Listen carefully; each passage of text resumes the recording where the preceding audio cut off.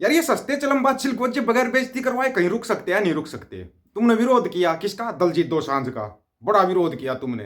तुम्हारे ही गढ़ के अंदर आकर वो तुम्हारे को रात इंदौरी का शेर सुना के चला गया। इशारों में तुम्हारी ना वो अच्छे वाली धज्जियां उड़ा के चला गया। अच्छे वाली धज्जियां। तुम फिर क्या करते हो? तुम फिर कोई पुराना सुना वीडियो निकालते हो या नया वीडियो भी निकालते हो।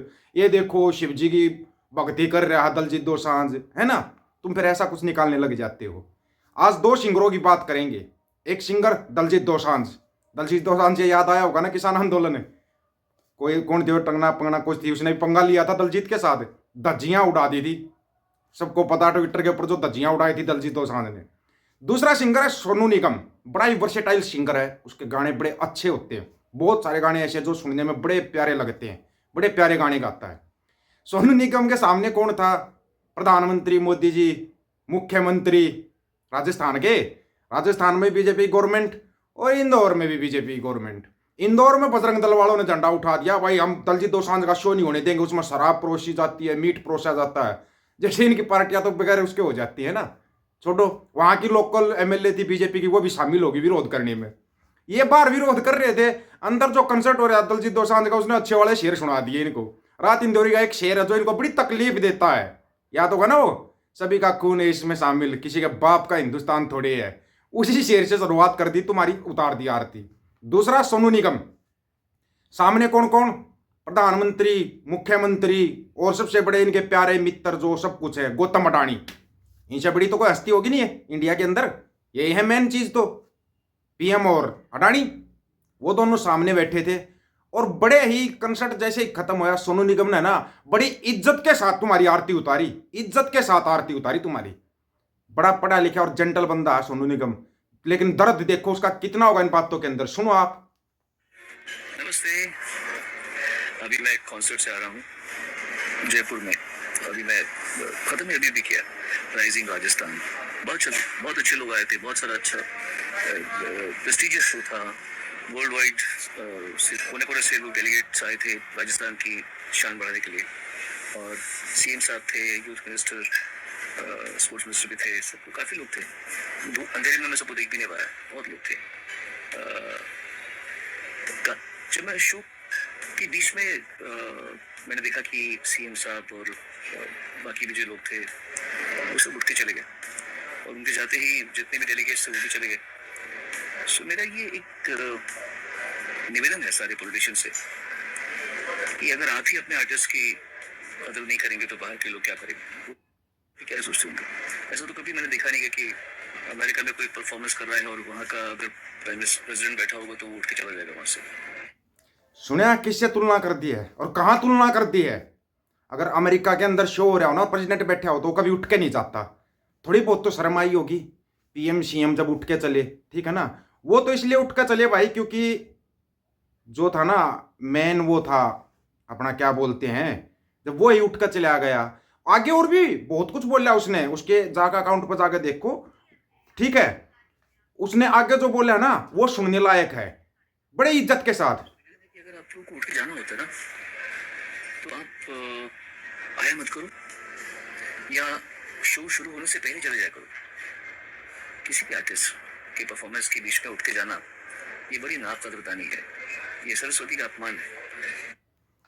सुना दिया ना, बोला ये सरस्वती का अपमान है। किसी शो के, किसी आर्टिस्ट के शो के प्रोग्राम के बीच में अगर आप उठ कर जाते हो ना तो ये सरस्वती का अपमान है। लेकिन ये क्या मानने, ये धर्म का खेल खेलते हैं, इनको धर्म के बारे में कोई ज्ञान नहीं है। कहीं सोच रहे इनको बहुत बड़ा ज्ञान होगा धर्म के बारे में।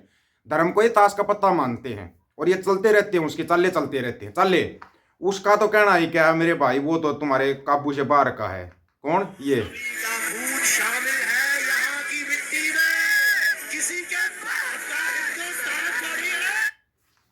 इससे तो तुम पंगा लोगे नहीं, कभी नहीं लोगे। इससे पंगा लेना मतलब अपनी खुद की धज्जियां उड़वाना है। दलजीत दोसांझ से पंगा लेना मत लिया करो पंगा।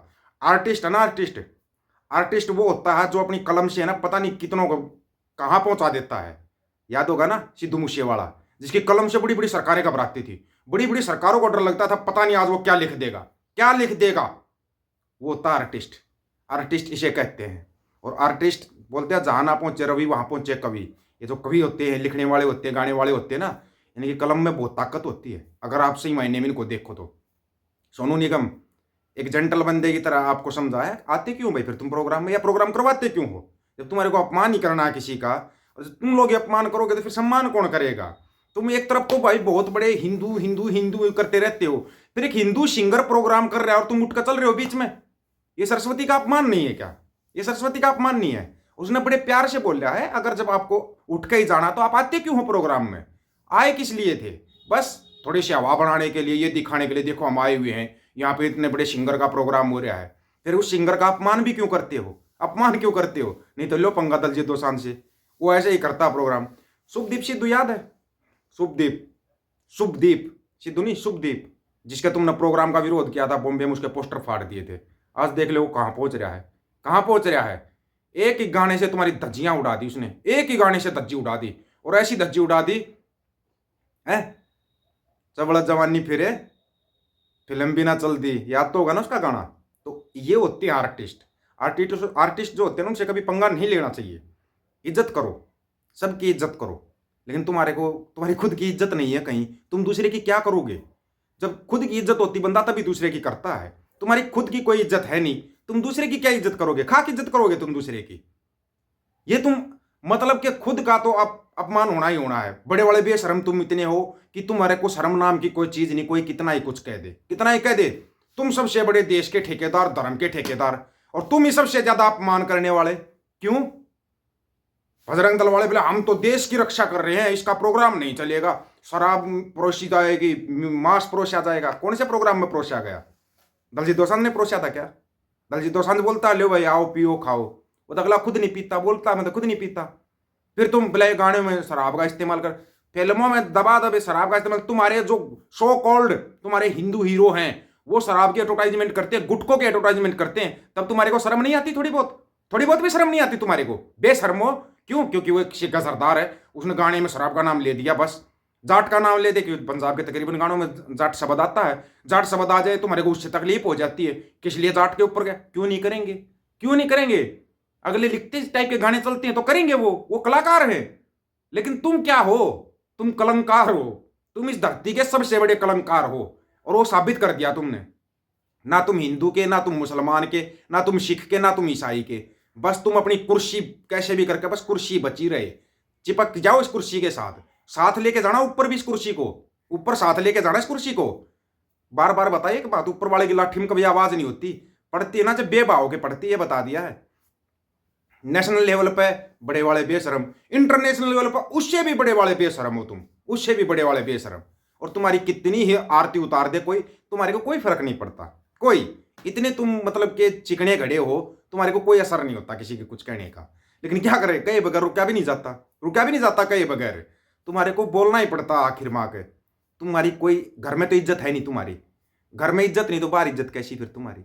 बाहर कहाँ से होगी? बाहर तो वैसे ही नहीं होनी तुम्हारी, बाहर तो तुम्हारी आरती होती है और डंका हर जगह फूटता रहता है, हर जगह तुम्हारा डंका फूटता रहता है। फिर तुम हो क्या भाई? कभी है ना अपने गिरेबान में झांकना, आईना तो तुम कभी देखते नहीं होगे, ठीक है ना? क्योंकि तुम्हारा बाप तो अंधों के शहर में आईना बेच रहा और तुम खरीद रहे हो, अंधे तुम हो ही, आंखों वाले अंधे हो तुम। आप लोगों की क्या राय है इसके बारे में? अपनी राय रखना, आपकी राय का इंतजार रहेगा।